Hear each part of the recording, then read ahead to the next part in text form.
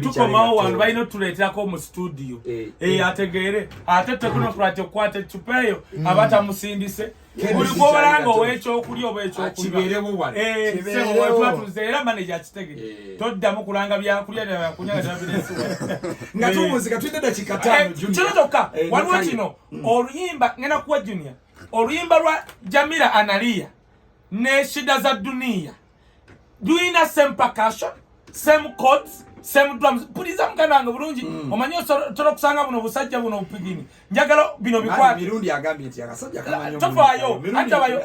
mirundi mugambi uli agata ninako mirundi mugambi mirundi ava mu family ze toyegomba yasomera makere ne kose yakabi na graduating amande musabanga jali muto wange bwabanga we example na daku ku radio zino zibogwa tagezanga abantu ngobongo marwa half baked oyo yani ngobongo marwa half baked junior simusubira kuwa example na we example katolu bwama why yakoma oluyimba ku kirengere benso ayalo noro yakubye katolu bwama obwongo marwa amaso kunyonyote katolu bwama omusajja abala nnaku ng'omugereza ako kunyimba ne ati amumanyi aruwa gwamanyi bwakola statement kulimba la Bobi Wine kati porogoma yagamba bwa katolu bwama mwebaza kiyatuyamba kutukolera amanya naye omusajja alina weakness nga ttaano esooka tasasula ekyokubiri womala okuzanya akanula eriiso kyekugamba akanula nnyo amaaso baga bagalinyeeko manda amaaso ge manene ate nagamba enkya gyamu practice nga tagwadde ennusu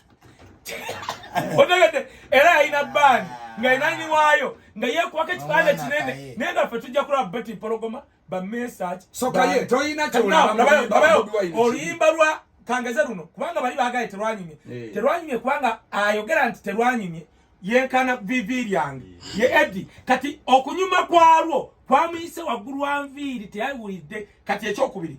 oluyimba olufaanagana wuliza kino oluyimba waba muyimbi y'omu kamiliyoni wawuli oluyimba lwa Jamila Analia ne shida za dunia kodi zezimu percussion zezimu ne drum kikkirizibwa ye oluyimba lukyukirawa oluyimba nga nagambye rhythm producer solokola rhythm yemu nagizo gikuwanga Danny Magic wakola gwe omuyimbi kyolina okukyusa bintu abi okyusa lyrics ne melody nti wawuli oluyimba ze yagambye oyo pigini wammwe nti nalumansi terwanyumye lwansonga naawa terwanyumye kubanga mu lufaanana simanyi yakozesa nyimba ki ziri ennyimba melody za njawulo ne lyrics bye bigambo okkirizibwa gwe okuddira track yo gye wamala n'otuuzaamu ebigambo ebirala musically is acceptable world over naye sijja munenya toyina kibi kyowulira mu lulimi ati buliriza kansembe ku kino ennyimba eza revolutionary zifokasinga nnyo ku message dani ekidongo gwolowooza lwaki oluyimba olwo bukya lwafulumye lwe lunamba 1 ku trending nga tulina zina luyina emitwalo tasawaana tudde ku kino number 1 trending inti pigini oyo yavuma oluyimba lwa Bobi olwa covid baswala bayise wiki ezo ng'olwasooka 08 luganye nga oli balukuba kwa Aljazeera CNN tofa ati bali ku show yaabwe ne bavuma Bobi Wine nga yakafulumya ne bavuma Danny Magic. Do you call Bobi Wine stupid? Nasigaza Danny Magic atayagala kusaamu bagamba atayagala kusaamu omaze mala katika nkubulire nze yalina studio boba ne studio Kaye wayina ko era pose nawe wayimba ko uliza kino Professor Big Eye linako Professor Big Eye ye yaleta Kenzo ku studio nga bakola track kubwere ne Kaye nawe wayimba ko katabayo katono nyo abayina studio osoro kwata omuyimbi nga Bobi Bebe Chameleon ne bajja mu studio ye ne bata walwa ate walwa bageno kuruisa tugamba abayimbi noto bajjako sente tofaayo noto bajjako ati kati waliwo oli nga olina okuddamu emirundi 15 Bebe Kamili Bobi Kenzo atofaayo kakati nobaleeta bali bengambye abasatu wababo sigwamanyi boyongerako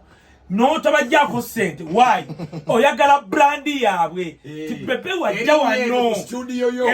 nze nako Nasim ajja gamba nze nakoze oluyimba lwa Bebe olwa Bobi kankule Bobi Wine asobola okuyita Nasim jangu nkole project kubwerere Nasim ajja you know why chimukoleranga Nasim yes ulira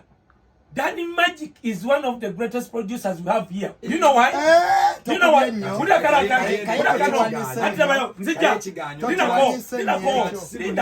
Uda karaka.